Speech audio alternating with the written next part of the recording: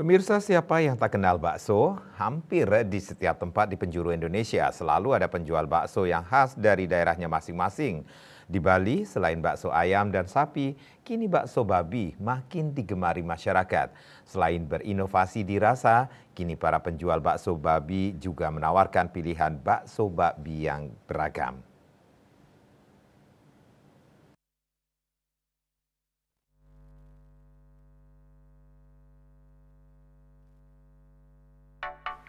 Sejarah bakso berasal dari cerita di masa dinasti Ming 1368-1644 Tiongkok. Konon seorang pemuda bernama Meng Bo ingin memasakkan daging empuk dan lembut untuk sang ibu. Ia terinspirasi dari kue mochi, camilan yang terbuat dari ketan yang ditumbuk agar halus sehingga makanan ini terasa lembut.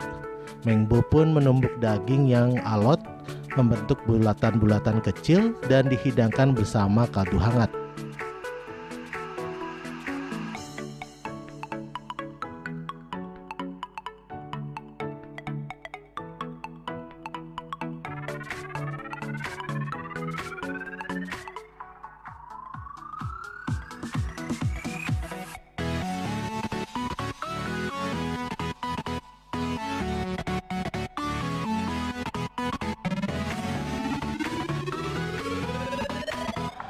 Ternyata makanan dari daging giling ini populer ke seluruh kota Fuzhou hingga ke seluruh Tiongkok. Bakso diperkirakan masuk ke Nusantara melalui para pedagang Tiongkok. Terbukti dari penamaan bakso yang berasal dari kata bakso dalam bahasa Hokkien yang secara harfiah berarti daging yang digiling.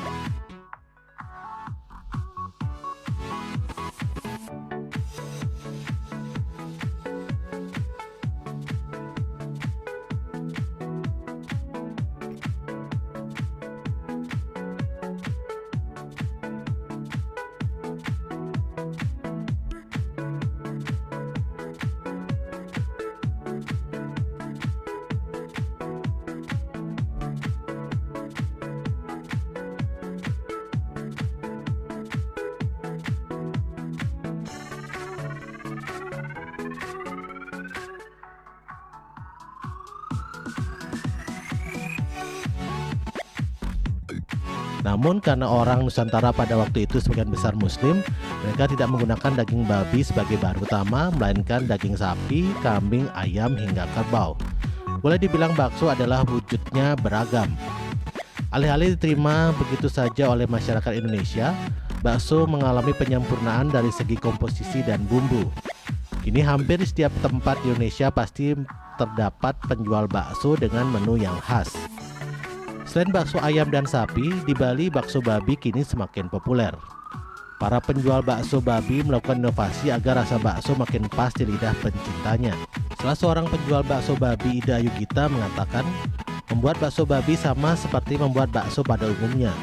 Pertama-tama daging sapi digiling hingga halus dan dicampur bahan pelengkap lainnya. Setelah adonan bakso dibentuk bulat menggunakan sendok dan dimasukkan ke dalam panci yang berisi air panas. Bakso yang matang tinggal diangkat dan ditiriskan. Salah satu inovasi dari bakso babi adalah bakso babi beranak.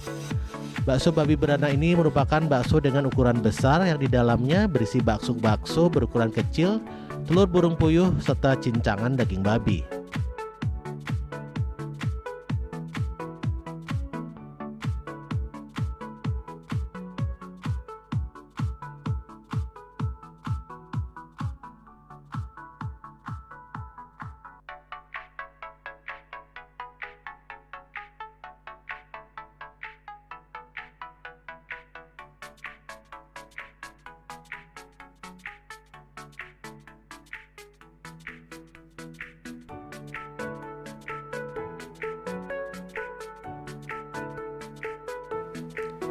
Ida Yugita mengatakan kebanyakan pelanggan memesan bakso babi beranak dan ia bisa menjual puluhan mangkok bakso setiap harinya. Jam 8 atau sampai jam 10 pagi. Tutup ya? Ya, Sampai jam 10 pagi. 10 malam biasanya buka. Oh, tutupnya. Ya tutupnya. Oh, oke. Biasanya berapa porsi rata-rata habis satu hari? Nggak menentu sih, paling 25 atau 30 lah gitu.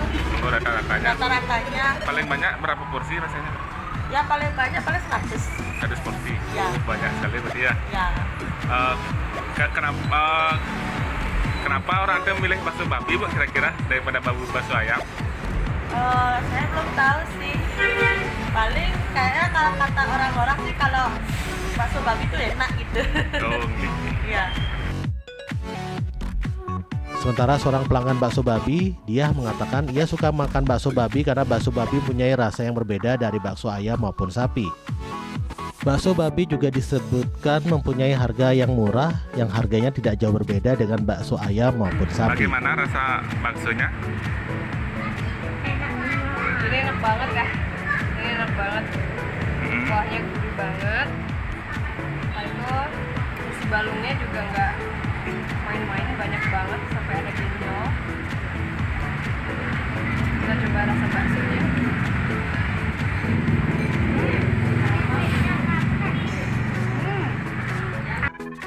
Apa bedanya rasa bakso babi sama bakso ayam? Kalau bakso babi itu ada gurihnya, satu rasanya beda. Bakso babi lebih ada asam-asamnya. Kalau ayam kan kayak biasa pengolahannya.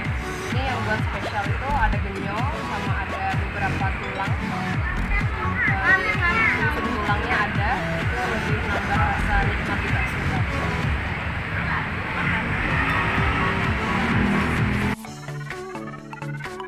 Selain bakso babi beranak, penjual bakso babi juga sering menambahkan tulang rusuk babi pada kuah bakso babi yang disebut bakso balung babi.